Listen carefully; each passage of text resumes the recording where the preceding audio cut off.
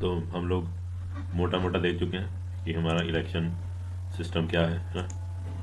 और अपन यहाँ से शुरू करते हैं। After 5 years the term of all the elected representatives come to an end. हर 5 साल के बाद जितने भी इलेक्टेड रिप्रेजेंटेटिव्स हैं, चाहे एमएलए हो चाहे एमपी हो, हर 5 साल के बाद इलेक्टेड एमएलए और एमपी का जो कार्यकाल है ना, जो टर्म है उनकी सर्विस की, वो क्या हो जाती है, खत्म हो जाती है। उनकी मियाद खत्म हो जाती है। उनकी टर्म मतलब उनकी सर्विस का दी एंड हो जाता है 5 साल के बाद। और क्या होते हैं शुरू, फिर इलेक्शन शुरू होते हैं। क्या शुरू होते हैं? इलेक्शंस। ओके, कहना है after 5 years the term of all the elected representatives comes to an end. हर 5 साल के बाद जो टर्म है इलेक्टेड रिप्रेजेंटेटिव्स की, जो समय काल है ना, कार्यकाल की अवधि है इलेक्टेड रिप्रेजेंटेटिव्स की, वो खत्म हो जाती है। ठीक है। अब एक चीज ध्यान रखना, जो एसएलए है, स्टेट लेजिस्लेटिव असेंबली, उसको विधानसभा भी बोलते हैं। विधान सभा भी बोला जाता है। ओके, ये चीज नोट कर लेते हैं। कह रहे हैं the Lok Sabha and Vidhan Sabha stands dissolved. अब डिसॉल्व्ड का मतलब समझ लो। लोकसभा और विधानसभा क्या रहती है, क्या स्टैंड करती हैं जी? Stands dissolved. डिसॉल्व्ड मतलब भंग, भंग मतलब खत्म, कार्यकाल खत्म। 5 साल का जो कार्यकाल था, अब उसको क्या समझा जाएगा? खत्म। डिसॉल्व का मीनिंग क्या समझा जाएगा? 5 साल का इनका कार्यकाल, जो इनकी कार्य अवधि थी 5 साल की, अब उसको क्या माना जाएगा? खत्म माना जाएगा, फिनिश माना जाएगा। ठीक है, तो ये डिसॉल्व का मीनिंग होता है।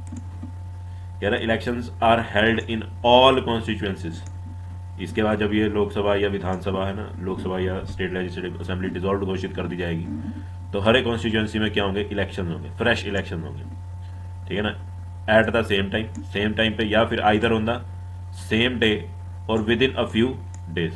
ठीक है ना, सेम टाइम पे मतलब सुबह 8 बजे वोटिंग शुरू, 8 AM वोटिंग शुरू, या फिर सेम डे पे किसी की कहीं पे 8 बजे शुरू हो रही है, कहीं पे 9 बजे शुरू हो रही है, कहीं पे 10 बजे शुरू हो रही है, कहीं पे 6 बजे शुरू हो रही है, कहीं पे 7 बजे शुरू हो रही है। सेम डे पे पर अलग अलग टाइम पे शुरू होगी वोटिंग। या फिर विद इन फ्यू डेज, मतलब मान लो जैसे पंजाब में 80 एमएलए सीट्स के ऊपर इलेक्शन है, 80 है ना, तो 25 के ऊपर मान लो पहले दिन हो गए इलेक्शन, 30 सीटों के ऊपर अगले दिन हो गए, फिर आगे ऐसे। ठीक है, और टोटल 4 दिनों में क्या हुए? 80 सीट्स के इलेक्शन कंप्लीट हो गए। ओके, तो जब विधानसभा और लोकसभा डिसॉल्व घोषित करी जाती है, हर एक कॉन्स्टिट्यूंसी में फिर से क्या होते हैं? इलेक्शंस होते हैं। या तो सेम टाइम पे इलेक्शन होंगे, या सेम डे पे, या फिर कुछ दिनों के अंदर अंदर हर एक कॉन्स्टिट्यूंसी के इलेक्शन करा दिए जाएंगे। ठीक है, कह रहे इन इलेक्शंस को, लोकसभा और विधानसभा के जो इलेक्शन होते हैं, इन्हें क्या बोला जाता है? इन्हें जनरल इलेक्शन बोला जाता है। Very important, general election. ठीक है ना, तो यहां से डेफिनेशन शुरू होगी जनरल इलेक्शन की। ठीक है, आप ये लाइन काट सकते हो, इलेक्शन ये at the same time, either on the same day और विद इन फ्यू डेज, आप ये लाइन काट सकते हो। ठीक है ना, तो आप क्या लिखोगे? था लोकसभा अच्छा सॉरी, यहाँ से शुरू है, सॉरी यहाँ से शुरू करनी है। After 5 years the term of the elected representatives come to an end. ठीक है ना, तो Lok Sabha and Vidhan Sabha stands dissolve और election are held in all constituencies. उसके बाद this is called a general election. इस ये जो इलेक्शन होने वाले हैं, इनको क्या कहा जाता है? General election. ओके, जो लोकसभा के और विधानसभा के 5 साल के बाद जो इलेक्शन होने, 5 साल के बाद है ना, जब दोनों लोकसभा और विधानसभा जहाँ की भी होगी, जब दोनों को डिसॉल्व घोषित कर दिया जाएगा, तब वहां पे फिर से फ्रेश इलेक्शन होंगे। और उन फ्रेश इलेक्शंस को क्या बोला जाएगा? General elections. ओके, अब मान लो पंजाब में 80 सीट्स पे इलेक्शन हुए थे। मान लो 80 में से एक बंदे ने रिजाइन कर दिया कि मैं सरकार से खुश नहीं हूँ, ना मेरे को काम करने देते हैं, ना मेरे से काम होता, मैं रिजाइन कर रहा हूँ, मैं दोबारा इलेक्शन लड़के आऊंगा, है ना। जब मैं दोबारा जीतूंगा, इनको मेरी अहमियत समझ में आएगी कि भाई जनता मेरे को सच में पसंद करती है, फिर मैं इनको दिखाऊंगा। ठीक है, या फिर एक बंदे की क्या होगी? डेथ होगी, उसको हार्ट अटैक हो गया और वो ऑफिस में ही उसकी डेथ होगी। तो इन 2 सीटों में क्या होंगे जी? दोबारा से इलेक्शन होंगे, है ना, री इलेक्शन होंगे, है ना। किसी की रेजिग्नेशन होगी, किसी की डेथ होगी, या किसी को सस्पेंड कर दिया गया, है ना, किसी को सस्पेंड कर दिया गया, मतलब नौकरी से निकाल दिया किसी को, ना भी कोई गलत हरकतें कर रहा था, ठीक है ना, मंत्री होने के बाद मान लो इलीगल माइनिंग कर रहा था, या ह्यूमन ट्रैफिकिंग में पार्ट ले रहा था, है ना, या फिर क्या कहते हैं सैंडलवुड की तस्करी कर रहा था, रेडवुड की, है ना, जो वो पुष्पा वाली मूवी में रेडवुड दिखाई है ना, रेड सैंडलवुड दिखाई हुई है ना। मान लो कोई भी मंत्री पकड़ा गया किसी भी गलत चीज़ में या उसकी डेथ होगी, तो क्या होगा, वो सीट खाली हो जाएगी, है ना। मान लो 80 में से मान लो किसी की डेथ होगी, किसी को रिजाइन करना पड़ गया, किसी को निकाल दिया गया, है ना, तो उन 5 सीटों पे क्या होंगे, दोबारा इलेक्शन होंगे, और उन इलेक्शंस को क्या बोला जाता है, बाई इलेक्शन, ठीक है। क्या बोला जाता है, बाई इलेक्शन, ठीक है ना। तो जनरल इलेक्शन कब होने वाले, देखो जनरल इलेक्शन होने वाले हैं हर 5 साल के बाद, है ना। जो हर 5 साल के बाद इलेक्शन होते हैं, आम जो इलेक्शन होते हैं ना, जनरल इलेक्शन जो होते हैं, ठीक है, वो तो 5 साल के बाद होने हैं। जनरल इलेक्शन कब होने हैं, 5 ईयर्स के बाद। और जो बाई इलेक्शन होने हैं, क्या हो सकता है, बीच टर्म में ही, मान लो इन पंजाब के 80 MLA में से 7-8 या कुछ भी 4-5 जो भी 3-4 जो भी लोग थे, ना, मान लो 4 लोग थे, 4 लोगों को किसी ने रिजाइन कर दिया, किसी को सस्पेंड कर दिया गया उसकी गलत एक्टिविटीज के कारण, किसी की डेथ होगी ऑफिस में, है ना। तो किसी भी कारण से अब उनकी सीट क्या मानी जाएगी, वेकेंट मानी जाएगी, खाली मानी जाएगी। ये 4 सीटें जिन कॉन्स्टिट्यूएंसी से ये आ रहे थे, उन कॉन्स्टिट्यूएंसीज को क्या माना जाएगा, है ना, उन सीट्स को क्या माना जाएगा, वेकेंट माना जाएगा, खाली माना जाएगा। और जैसे ही ये सीट्स वेकेंट होंगी, इनके ऊपर दोबारा इलेक्शन होंगे, और उन इलेक्शंस को क्या नाम दिया जाता है, बाई इलेक्शन। और देखो अभी 5 साल पूरे नहीं हुए, 5 साल पूरे नहीं हुए हैं, 5 साल पूरे होने से पहले ही दोबारा से फिर से इन सीटों पे, इन कॉन्स्टिट्यूएंसीज पे इलेक्शन हो रहे हैं। तो इन इलेक्शंस को क्या बोलते हैं, बाई इलेक्शन। क्या बोला जाता है जिनको, by election. Very important term, ठीक है ना। यहां से बाई इलेक्शन की डेफिनेशन शुरू होगी। Sometimes election is held only for one constituency to fill the vacancy caused by death और रेजिग्नेशन ऑफ अ मेंबर। कह रहा समटाइम्स, कभी कभी इलेक्शन इज हेल्ड, इलेक्शन कराए जाते हैं ओनली फॉर वन कॉन्स्टिट्यूएंसी, एक कॉन्स्टिट्यूएंसी के लिए, to fill the vacancy, vacancy को भरने के लिए, जो रिक्त स्थान है, जो खाली पद हो गया है, उसको भरने के लिए। क्यों हुई है vacancy, caused by death, death के कारण, और रेजिग्नेशन ऑफ अ मेंबर, या किसी मेंबर ने रिजाइन कर दिया, उसके लिए दोबारा से क्या कराए जाते हैं, इलेक्शन कराए जाते हैं उस कॉन्स्टिट्यूएंसी के लिए, ठीक है। क्या ना, this is called a by election. इस तरह के इलेक्शन को क्या बोला जाता है, बाय इलेक्शन, ठीक है ना। अपन ने इस चैप्टर में क्या पढ़ना है, जनरल इलेक्शन पढ़ना है, ओके। और एक चीज और समझ लो, जो लोकसभा वाले इलेक्शन होते हैं बेटा, उसमें अपन अपना देश का प्राइम मिनिस्टर चुनते हैं, जैसे मोदी को चुना। और जो ये विधानसभा, या जिसको अपन SLA बोलते हैं, उसमें अपन क्या चुनते हैं, अपना CM चुनते हैं, चीफ मिनिस्टर चुनते हैं, ठीक है। बेसिकली चंडीगढ़ MC के अंडर आता है। MC के इलेक्शन में अपन अपना क्या चुनते हैं, मेयर चुनते हैं, ओके। अपने सिलेबस में ना ये है ना ये है, अपने सिलेबस में ये है लोकसभा, ठीक है, या ज़्यादा से ज़्यादा जो भी अपने सिलेबस में होगा इनको लेके होगा, ये अपने सिलेबस में नहीं है, ओके। तो इलेक्टोरल कॉन्स्टिट्यूएंसीज शुरू कर रहे हैं टॉपिक, ठीक है। अब कॉन्स्टिट्यूएंसीज के बहुत सारे नाम हैं, और हर एक नाम का अपना अपना मीनिंग है, ध्यान रखना। देखो क्या ही, जैसे ये अपना भारत देश है,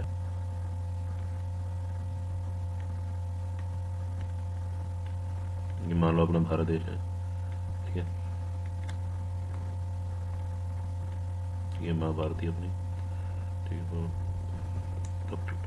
ठीक है। अब 2-3 तरह की कॉन्स्टिट्यूएंसीज होती हैं, है ना। अपन क्या करते हैं, जब अपने लोकसभा के इलेक्शन होते हैं, है ना, पार्लियामेंट के जो इलेक्शन होते हैं, अपन क्या करते हैं, अपने देश को इलेक्शन कमीशन, हमारा इलेक्शन कमीशन क्या करता है, देश को कुछ हिस्सों में डिवाइड करता है, कुछ हिस्सों में डिवाइड करता है, कुछ एरियाज में, पर्टिकुलर एरियाज में बांट देता है, ठीक है जी। आई बात समझ क्या नहीं। और लोकसभा के इलेक्शंस के लिए जो इलेक्शन कमीशन अपने देश को कितने हिस्सों में बांटता है, 543 हिस्सों में बांटता है, ओके। मैं दोबारा कहता हूँ, है ना, जब देश की पार्लियामेंट के लिए, जो दिल्ली में पार्लियामेंट है, जो देश की पार्लियामेंट है, उसके जब इलेक्शन होते हैं, यानी कि लोकसभा के जब इलेक्शन होते हैं, तो इलेक्शन कमीशन क्या करता है, इलेक्शन कमीशन में यहाँ बोलते हैं, चलो अब देश को 543 हिस्सों में डिवाइड करो, देश को 543 अलग अलग एरियाज में डिवाइड करो, है ना, इनके ऊपर इलेक्शन करो, ठीक है ना। किसके लिए, लोकसभा के लिए, ताकि अपने मेंबर कहाँ पहुंच सके, पार्लियामेंट में पहुंच सके। तो इन 543 सीट्स को क्या नाम दिया जाता है, कॉन्स्टिट्यूएंसीज। क्या नाम दिया जाता है, सिंपल क्या बोलते हैं, कॉन्स्टिट्यूएंसी। ओके, एक कॉन्स्टिट्यूएंसी है ना, और 543 होंगे तो कॉन्स्टिट्यूएंसीज। क्लियर, आई बात समझ।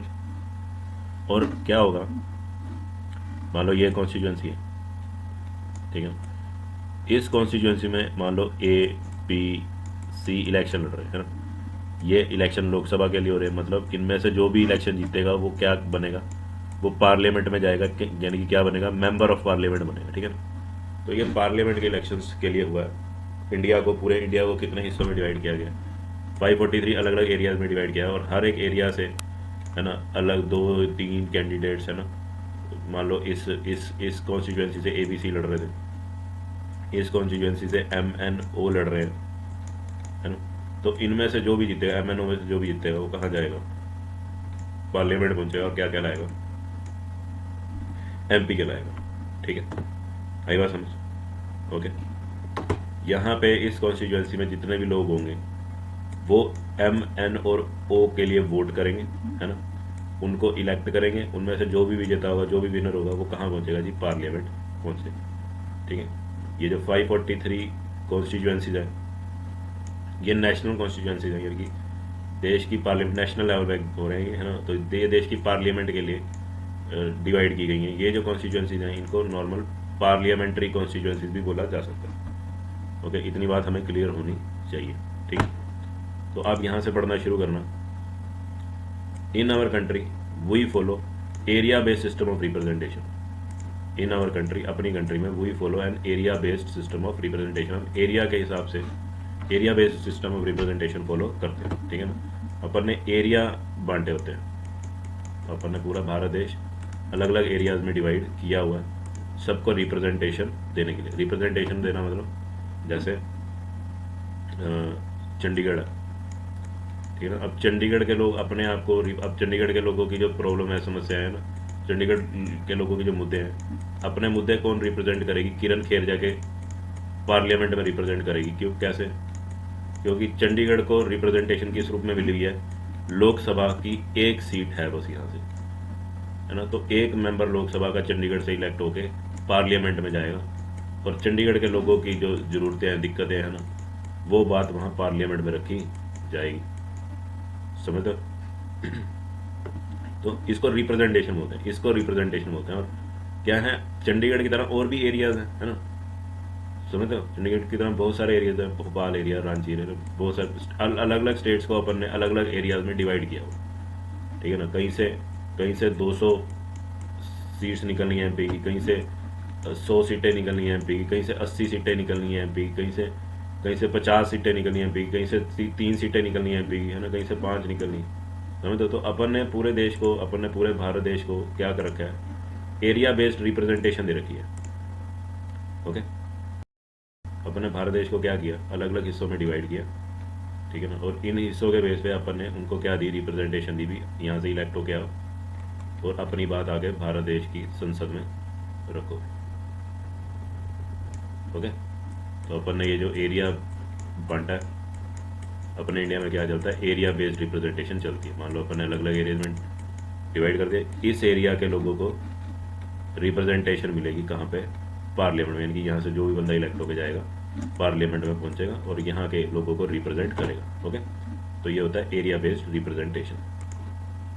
क्या ना, in our country we follow an area based system of representation. हमने अपने देश को अलग अलग एरियाज में बांटा हुआ है ना, और हर एक एरिया में से एक ना एक कैंडिडेट, चाहे वो लोकसभा का कैंडिडेट हो, चाहे वो राज्यसभा का कैंडिडेट हो, है ना, वो वहां के लोगों को रिप्रेजेंट करता है। तो इसको कहते हैं एरिया बेस्ड रिप्रेजेंटेशन। कहना the country is divided into different areas. जो भारत देश है उसको अलग अलग एरियाज में डिवाइड किया जाता है, किस लिए, for the purpose of election. Elections के पर्पस के बेस पे अपन भारत देश को अलग अलग हिस्सों में डिवाइड करते हैं। कह रहे these areas are called electoral constituency, है ना। इलेक्शंस के बेस पे इलेक्शंस करवाने के लिए अपन भारत देश के अलग अलग हिस्से करते हैं, उनमें अलग अलग एरियाज क्रिएट किए जाते हैं, बनाए जाते हैं, ठीक है। अलग अलग एरियाज में भारत देश को बांटा जाता है, और इन्हीं एरियाज को क्या बोला जाता है, इलेक्टोरल कॉन्स्टिट्यूएंसीज। क्या बोला जाता है, इलेक्टोरल कॉन्स्टिट्यूएंसीज। और कह रहा है the voters who live in an area elect one representative. जो वोटर्स उस एरिया में रह रहे होंगे, मान लो ये अपना भारत देश है, इसको अपन ने पार्लियामेंट के लिए पहले पार्लियामेंट के इलेक्शन होने थे, अपन ने इसको 543 एरियाज में डिवाइड किया भारत देश में। तो इस एरियाज में से मान लो ए बी सी इलेक्शन लड़ रहे हैं, ए कांग्रेस पार्टी का, बी बीजेपी पार्टी का, सी आम आदमी पार्टी, इनके बीच में इलेक्शन हो रहा है। तो यहाँ के इस एरिया के जो वोटर्स हैं वो इनमें से किसी ना किसी एक को जिता देंगे। मान लो उन्होंने ए को जिता दिया, है ना। कह रहा है the voters who live in an area, जो वोटर्स इस एरिया में रह रहे होंगे, इलेक्ट वन रिप्रेजेंटेटिव, उस एरिया के रिप्रेजेंटेटिव को इलेक्ट करते हैं। ठीक है, इतनी बात समझ में आई। कह रहा for Lok Sabha election the country is divided into 543 constituency. जो लोकसभा के इलेक्शन है, जो पार्लियामेंट के लिए इलेक्शन होने हैं, उसके लिए देश को कितने हिस्सों में, कितनी कॉन्स्टिट्यूंसीज में डिवाइड किया जाता है? 543 कॉन्स्टिट्यूंसीज में डिवाइड किया जाता है। कहना the representative elected from one constituency is called a member of parliament, है ना। इन 543 में से, है ना, 543 अलग अलग एरियाज में से जो भी बंदा इलेक्ट होके आता है, मान लो यहाँ से जो भी बंदा इलेक्ट होके आया, ABC लड़ रहे थे, इलेक्शन लड़ रहे थे, ए जीत गया, तो ए क्या बन जाएगा, पार्लियामेंट पहुंचेगा, और उसे अपन क्या बुलाएंगे, मेंबर ऑफ पार्लियामेंट, MP बुलाएंगे। The representative elected from each constituency is called a member of parliament और एन MP। ठीक है ना। अगली लाइन देखो, अगली लाइन बहुत इंपॉर्टेंट है, अगली लाइन को अपन ध्यान से पढ़ेंगे। कह रहे one of the features of democratic election is that every vote should have equal value. Democratic election की सबसे खास बात क्या है कि हर एक वोट की क्या होनी चाहिए जी, इक्वल वैल्यू होनी चाहिए। अब मान लो आपने एरिया डिवाइड किया है ना, अब पर वोट, अब दो एरियाज हैं, एक एरिया 1 है, एक एरिया 2 है, ठीक है ना। इस एरिया में मान लो 1000 बंदे रह रहे हैं तो पर वोट की वैल्यू क्या हुई, 0.001।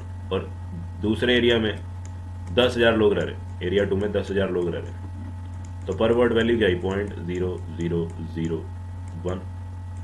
ये वैल्यू बड़ी है, ये वाली, है ना। ये वोट वैल्यू, पर वोट वैल्यू कितनी होगी, 0.001, और यहाँ पे पर वोट वैल्यू कितनी होगी, 0.0001। तो ये वैल्यू तो लेस होगी, पर वोट वैल्यू ये लेस होगी, ये पर वोट वैल्यू मोर होगी। तो ऐसे नहीं चलेगा, क्यों नहीं, ऐसा नहीं चलेगा। ये तो वन वोट वन वैल्यू नहीं आ रहा। वन वोट वन वैल्यू का मतलब क्या है, अगर यहाँ पे 0.001 है, यहाँ पे अगर 0.001 है, तो यहाँ पे भी वैल्यू कितनी आनी चाहिए थी, वन वोट वन वैल्यू के हिसाब से 0.001 आनी चाहिए थी। पर ये तो लेस है, तो ये तो वन वोट वन वैल्यू वाला सिस्टम नहीं हुआ, है ना। तो क्या ना, तो डेमोक्रेटिक इलेक्शन की खास बात क्या है कि यहाँ पे क्या फॉलो होता है, one vote one value system होता है। ठीक है। अब कॉन्स्टिट्यूएंसी 1 में थे जी 1000 लोग कितने 1000, और 2 में थे 10,000। तो अपने को क्या करना पड़ेगा, जो दूसरी कॉन्स्टिट्यूएंसी है उसके कितने हिस्से करने पड़ेंगे, 10 हिस्से करने पड़ेंगे, ताकि हर एक हिस्से में, सेकंड कॉन्स्टिट्यूएंसी जो है उसके हर एक हिस्से में कितने आए, 1,000 लोगों की पॉपुलेशन बने।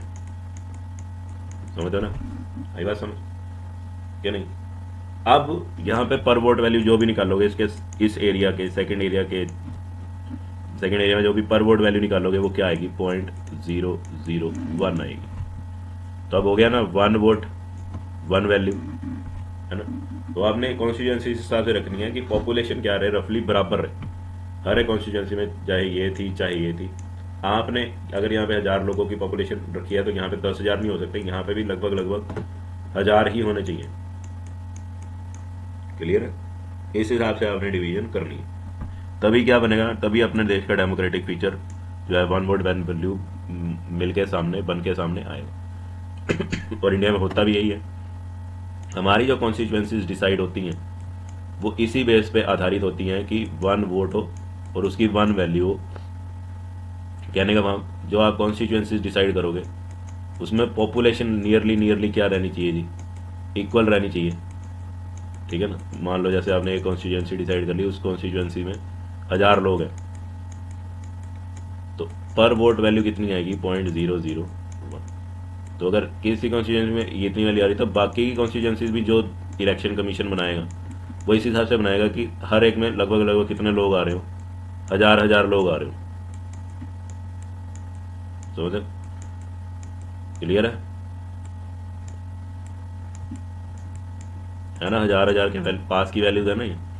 हाँ देखो एग्जैक्टली तो नहीं कर सकते ना कि हाँ भी इस एरिया में 1000 बंदे, इस एरिया में 1000, ऐसे नहीं हो सकता, एग्जैक्ट नहीं हो सकता। You cannot be exact, you could reach near value, ठीक है ना। तो ये अब ये मत कहना कहीं पे जाके मुंह मत फाड़ने लग जाना हजार हजार हजार, ऐसा नहीं है। कहीं पे 998 भी हो सकते हैं, कहीं पे 997 भी हो सकते हैं, कहीं पे 995 भी हो सकते हैं, बट नियर अबाउट किसके पास है, 1000 के तो पास है ना, तो ज़्यादा फर्क नहीं है ना। ओके ठीक है ना, छोटा मोटा अंतर चलता है, छोटा मोटा अंतर चलता है, बट नियरली अगर आप 1 को 1000 से डिवाइड करो या 1 को 900 से भी डिवाइड कर दो, वैल्यू अप्रोक्सीमेटली क्या आनी है, 0.001 ही आनी है। ओके इस चीज़ का ध्यान रखना, यही होता है 1 वोट 1 वैल्यू। चलो मैं यहाँ पे वापस आ रहा हूँ, कह रहा one of the features of democratic election is that, एक फीचर डेमोक्रेटिक इलेक्शन का क्या है जी, every vote should have equal value, हर एक वोट की क्या होनी चाहिए, बराबर वैल्यू होनी चाहिए। That is why our constitution requires that, इसीलिए हमारा कॉन्स्टिट्यूशन क्या कहता है, requires that each constituency should have, हर एक कॉन्स्टिट्यूएंसी की क्या होना चाहिए, शुड हैव रफली equal population living within it, हर एक कॉन्स्टिट्यूएंसी में लगभग लगभग बराबर पॉपुलेशन होनी चाहिए। यानी कि कहीं पे 1000 पॉपुलेशन है तो कहीं पे 2500 पॉपुलेशन है, ये केस नहीं चलेगा, इससे पर वोट की वैल्यू अलग अलग आएगी। ओके आगे, अब जब आपने भारत देश को अलग अलग एरियाज में, इंडिया को अलग अलग एरियाज में डिवाइड किया था, तो अपन है ना, जब आपने भारत देश को अलग अलग एरियाज में यानी कि 543 एरियाज में डिवाइड किया था, है ना, तो ये इलेक्शन हो रहे थे एमपी के लिए, यानी कि, और ये कहाँ जाएंगे, पार्लियामेंट में जाएंगे जी ये लोग, समझे। उसी तरह से ये तो इंडिया के लिए किए थे ना, उसी तरह से मान लो अलग अलग स्टेट्स हैं इंडिया में, जैसे मान लो अपन पंजाब ही ले लेते हैं, मैंने जैसे पहले एग्जांपल लिया था, पंजाब में, पंजाब को भी क्या किया जाएगा, अलग अलग कॉन्स्टिट्यूएंसीज में, अलग अलग एरियाज में पंजाब को भी अलग अलग एरियाज में डिवाइड किया जाएगा। लेट अस सपोज 80 बोला था मैंने मान लो 80 एरियाज में क्या किया जाएगा, डिवाइड किया जाएगा पंजाब को, ठीक है। और ये किसके इलेक्शन हो रहे हैं जी, स्टेट लेजिस्लेटिव असेंबली के इलेक्शन हो रहे हैं। तो यहाँ पे भी ये जो एरियाज हैं इनको कॉन्स्टिट्यूएंसी ही बोलेंगे, क्या बोलेंगे, कॉन्स्टिट्यूएंसी बोलेंगे।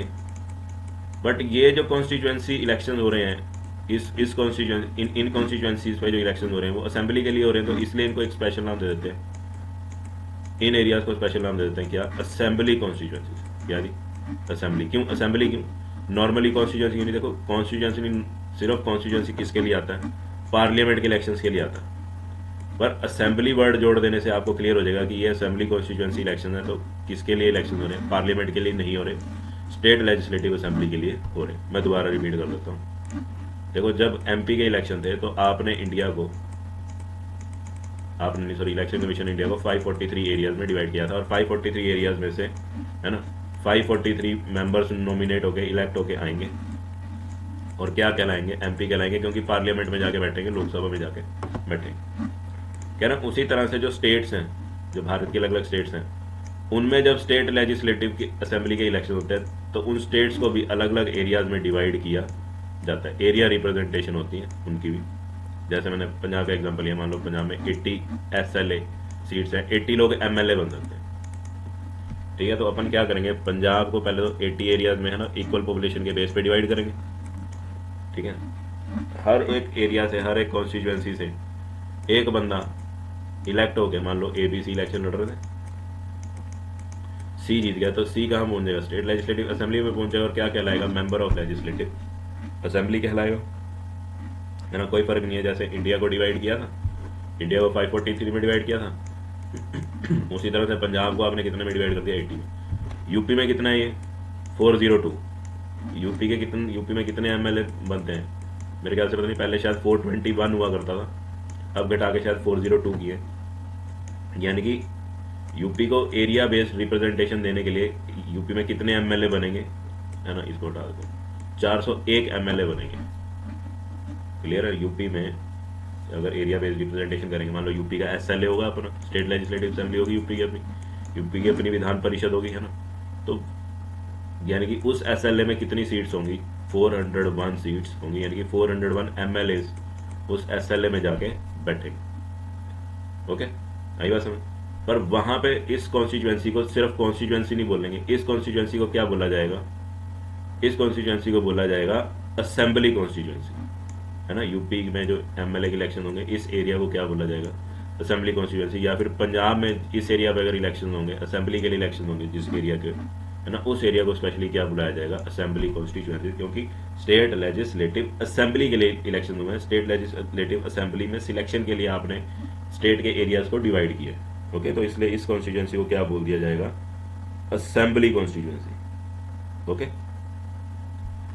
अब उसी तरह से गांव में भी क्या होता है या टाउन्स में क्या होता है, देखो गांव में मान लो ये विलेज है, ये कोई विलेज है, विलेज को भी अलग अलग वार्ड्स में डिवाइड किया जाता है, वार्ड 1, वार्ड 2, वार्ड 3, वार्ड 4, ठीक है ना। वहां पे आप इसको कॉन्स्टिट्यूएंसी नहीं बोलते, बोल सकते हो कोई बात नहीं, आप कॉन्स्टिट्यूएंसी भी बोल सकते हो, पर वहां पे क्या टर्म यूज करी जाती है विलेजेस में, या फिर जैसे मान लो अपना चंडीगढ़ है, छोटा टाउन हो गया, या कोई भी चंडीगढ़ हो गया, कोई छोटा टाउन हो गया, उसको भी अपन एरिया में डिवाइड करते हैं। आगे स्टेट को डिवाइड किया, स्टेट में आगे अगर कोई टाउन है या कोई विलेज है उसको भी आगे फर्दर डिवाइड किया जाता है ना। और टाउन में तो म्युनिसिपल कॉर्पोरेशन होती है, म्युनिसिपल कॉर्पोरेशन को अर्बन लोकल बॉडी कहा जाता है। और विलेज में जो ये हर एक वार्ड से सरपंच सिलेक्ट किए जाते हैं ना, तो पंचायत बनती है। तो पंचायत को क्या कहा जाता है, रूरल लोकल बॉडी या रूरल गवर्निंग बॉडी, है ना। एमसी को क्या बोला जाता है, अर्बन गवर्निंग बॉडी या अर्बन लोकल बॉडी। बात समझ में आई, क्लियर है। तो देखो कंफ्यूज मत होना, इंडिया के लिए हुए थे 543 स्टेट, उसको बोला था कॉन्स्टिट्यूएंसी, नॉर्मल कॉन्स्टिट्यूएंसी,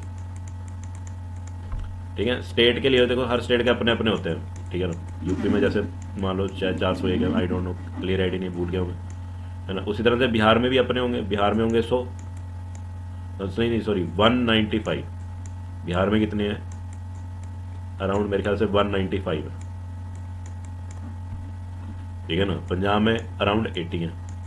कहने का यूपी में अगर 401 एमएलए सीट्स है तो अपन यूपी को 401 कॉन्स्टिट्यूएंसीज में, एरियाज में डिवाइड करेंगे। पर ये जो इलेक्शन है ना, ये जो इलेक्शन थे ये थे जी एसएलए के लिए, किसके लिए, एसएलए के लिए। इसलिए यहाँ पे हर एक एरिया को क्या बोला जाता है, असेंबली कॉन्स्टिट्यूएंसी। और यहाँ पे जो भारत देश के लिए अपन ने 543 हिस्सों में डिवाइड किया था, है ना, उसको बोलते हैं, इन एरियाज को बोलते हैं सिंपली कॉन्स्टिट्यूएंसी। और इसके इलेक्शन के बाद बंदा लोकसभा पहुंचता है, पार्लियामेंट पहुंचता है, इसीलिए अपन उसको क्या बुलाते हैं, एमपी बुलाते हैं, मेंबर ऑफ पार्लियामेंट बुलाते हैं। और यहाँ पे बंदा कहाँ पहुंचता है, ये असेंबली कॉन्स्टिट्यूएंसी है, असेंबली कॉन्स्टिट्यूएंसी से इलेक्ट हो गए एसएलए में पहुंचता है, स्टेट लेजिस्लेटिव असेंबली में बोलता है ना, पहुंचता है। इसलिए अपन उसको क्या बोलते हैं, मेंबर ऑफ लेजिस्लेटिव असेंबली बोलते हैं ना।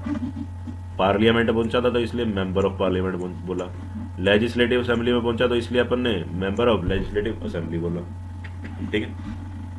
आई बात समझ। देखो 543 तो फिक्स्ड है, पर हर एक स्टेट का भी अपना अपना फिक्स्ड है, ओके। पर 5 पर अलग अलग है, फिक्स्ड है, हर एक स्टेट का फिक्स्ड है। यूपी का अपना फिक्स्ड है ना, बिहार का अपना फिक्स्ड है, मान लो पंजाब का अपना फिक्स्ड है, असम का अपना है, हरियाणा हिमाचल का अपना है, हरियाणा का अपना है, समझो क्लियर। पर यहाँ पे जो कॉन्स्टिट्यूएंसीज हैं इनको असेंबली कॉन्स्टिट्यूएंसीज बोला जाता है। और बंदे पहुंचते हैं एसएलए और क्या कहलाते हैं, एमएलए। उसी तरह से देखो हमने गांव को भी नहीं बख्शा, गांव को भी या छोटे छोटे टाउन्स को भी अपन किस में डिवाइड कर लेते हैं,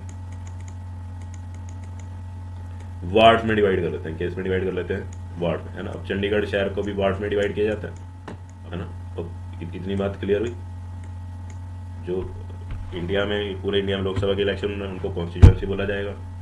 जो क्या कहते हैं इधर स्टेट के होने हैं उसको असेंबली कॉन्स्टिट्यूएंसी बोला जाएगा। और जो जैसे छोटा टाउन हो गया कोई, या सिटी होगी चंडीगढ़ जैसी छोटी, उसमें एमसी होएगी बॉडी, ठीक है ना, म्युनिसिपल कॉर्पोरेशन होएगी। और विलेज में होएगी पंचायत, ठीक है। तो अपन ने वहां पे भी उन टाउन्स को या उन विलेजेस को भी छोटे छोटे हिस्सों में डिवाइड किया होता है। और उन छोटे छोटे हिस्सों को क्या बोलते हैं, वार्ड्स बोलते हैं। क्या बोलते हैं, वार्ड्स, ठीक है। अब चाहे कॉन्स्टिट्यूएंसी हो, चाहे असेंबली कॉन्स्टिट्यूएंसी हो, चाहे वार्ड, सबको सेम है, कोई फर्क नहीं है। और एक और टर्म यूज करते हैं, बहुत सी, ये एक टर्म चलती है सीट्स। क्या चलती है टर्म, सीट, है ना। कांग्रेस पार्टी ने इतनी सीटें जीती, कहने का भाव उसने इतनी कॉन्स्टिट्यूएंसीज, जैसे मान लो इलेक्शन हुए, क्या हुआ जी, इलेक्शन हुए, इंडिया के इलेक्शन हुए, 543 कॉन्स्टिट्यूएंसी थी या 543 सीट्स थी, है ना। तो क्या बोलते हैं, आपने सुना होगा कांग्रेस ने कितनी सीटें जीती, है ना, 180 सीट्स जीती। कहने का भाव 180 सीट जीती मतलब 543 में से 180 कॉन्स्टिट्यूएंसीज में से 543 में से out of 543 180 constituencies in 180 180 constituencies में इन 180 constituencies Congress was victorious. Clear. और मान लो बीजेपी आई, बीजेपी ने जीती 42 सीट्स।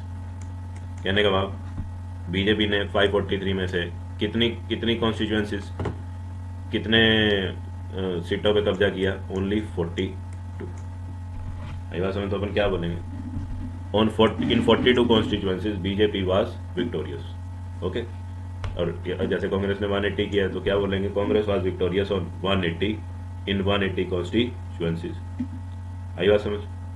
ठीक है। तो अपन कभी कभार इनको कॉन्स्टिट्यूएंसी बोल देते हैं, वार्ड बोल देते हैं, सीट्स भी बोल देते हैं। ओके। चलो मैं यहाँ से आगे पढ़ता हूँ। Similarly E state is divided into specific number of assembly constituencies. उसी तरह से जैसे अपन ने देश के 543 हिस्से किए थे, उसी तरह से क्या किया जाता है, ई स्टेट, हर एक स्टेट को specific number of assembly constituencies में डिवाइड किया जाता है। In this case the elected representative is called the member of legislative assembly और एमएलए। इस केस में जो जीता हुआ कैंडिडेट होता है, इलेक्टेड कैंडिडेट होता है, उसको क्या बोला जाता है, मेंबर ऑफ लेजिस्लेटिव असेंबली बोला जाता है या एमएलए बोला जाता है। क्या ना। अच्छा, आप सच ये लाइन छोड़ो, अब ये लाइन आपके लिए नहीं है, अभी आप इतने बड़े नहीं हो कि आपको ये लाइन का मीनिंग समझ में, आप इसको काटा मार दो प्लीज, इसको काटा मार दो, इसको छोड़ो, आपके पर्पस के लिए नहीं है। जब आप बड़े हो जाओगे आपको समझना चाहिए। अभी अपने बस का जो अपन वो पढ़ेंगे, ठीक है। मैं हर चीज़ एक्सप्लेन नहीं कर सकता और हमें हर चीज़ हर चीज़ की एक्सप्लेनेशन की जरूरत भी नहीं है, अभी छोड़ दो। आगे कह रहा है the same principle applies for panchayat and municipal elections. Same principle apply होता है किसके लिए, पंचायत और म्युनिसिपल कॉर्पोरेशन के इलेक्शंस के लिए भी, ठीक है। ये जो डिवीजन करते हैं अपन, वही वाला प्रिंसिपल, ठीक है ना, बांटने वाला प्रिंसिपल, एरिया में डिवाइड करने वाला प्रिंसिपल, कॉन्स्टिट्यूएंसी में डिवाइड करने वाला प्रिंसिपल। कहना ईच विलेज और town is divided into several wards that are like constituencies. हर एक विलेज या टाउन को डिवाइड किया जाता है अलग अलग वार्ड्स में, सेवरल वार्ड्स में, ठीक है ना। ओके। जो किसकी तरह काम करती हैं, कॉन्स्टिट्यूएंसीज की तरह ही एक्ट करती हैं, काम करती हैं। Each ward elects one member. हर एक वार्ड क्या करता है, एक मेंबर को चुनता है ना। Each ward elects one member of the village और the urban local body. Urban local body मतलब एमसी, ठीक है। कह रहा sometimes these constituencies are counted as seats. कभी कभार अपन इन कॉन्स्टिट्यूएंसीज को, है ना, 543 को या ये जो एमएलए की जो असेंबली कॉन्स्टिट्यूएंसीज थी, है ना, इनको अपन कई बार क्या किया, इन वार्ड्स को अपन कई बार कैसे काउंट करते हैं, किस तरह, क्या नाम दे देते हैं, सीट्स का नाम दे देते हैं, है ना। कह रहा sometimes these constituencies are counted as. कभी कभार अपन इन कॉन्स्टिट्यूएंसीज को कैसे काउंट करते हैं, सीटों के तौर पे काउंट करते हैं। For each constituency represents one seat in the assembly. हर एक, यानी कि हर एक कॉन्स्टिट्यूएंसी का क्या मीनिंग होता है कि हर एक कॉन्स्टिट्यूएंसी क्या रिप्रेजेंट कर रही है, हर एक कॉन्स्टिट्यूएंसी क्या रिप्रेजेंट कर रही है, एक सीट को रिप्रेजेंट कर रही है। ओके, आई बात समझ। तो उसने एग्जांपल भी दिया मैंने, कह रहा when we say that Lokdal won 60 seats in Haryana. जब अपन ने कहा था कि अकेले लोकदल ने 60 सीटें जीती हरियाणा में, है ना, तो उसका क्या मतलब है, इट मीन्स दैट, उसका मतलब है कि that candidates of Lokdal won in 60 assembly constituencies. तो अगर लोकदल ने 60 सीटें जीती, है ना, हरियाणा के इलेक्शन में, तो अपन क्या बोलेंगे, लोकदल ने 60 असेंबली कॉन्स्टिट्यूएंसीज जीती, ठीक है जी, in the state, and thus Lokdal had 60 MLAs in the state assembly. अगर उन्होंने 60 सीट्स जीती हैं स्टेट इलेक्शन में, तो स्टेट इलेक्शन जीत के बंदा एसएलए ही जाता है ना, वो पार्लियामेंट में तो नहीं जाता ना, ठीक है ना। पार्लियामेंट के इलेक्शन देश के लिए होते हैं, पूरे देश के। एसएलए के इलेक्शन पर्टिकुलर स्टेट के लिए होते हैं। और अगर एसएलए पहुंचेंगे ये 60 लोकदल के मेंबर, और तो क्या कहलाएंगे, एमएलए कहलाएंगे। इतना वो कह रहा है, बाकी का करेंगे नेक्स्ट वीडियो।